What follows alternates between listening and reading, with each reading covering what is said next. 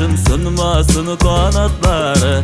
Bu dünyada her bir kişi yaratsın yarattanı. Seni minik emin sinek gel birge bulu geli.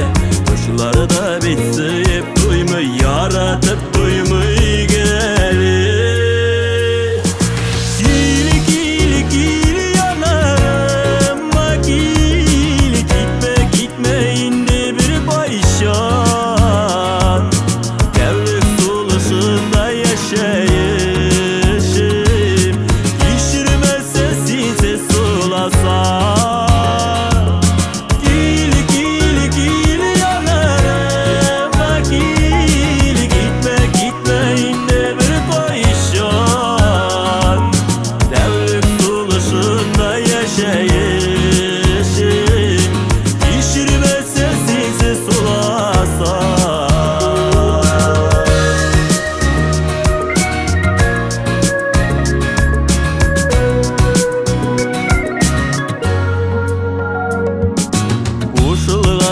Ayrılmasın, yalğızlar tapsın paran.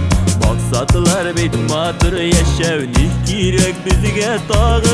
Parlı yerek tuğup kalmaz kişti bergel parlığına. Yazmış bizini yarlı bulsun, bulmasın zarlığına.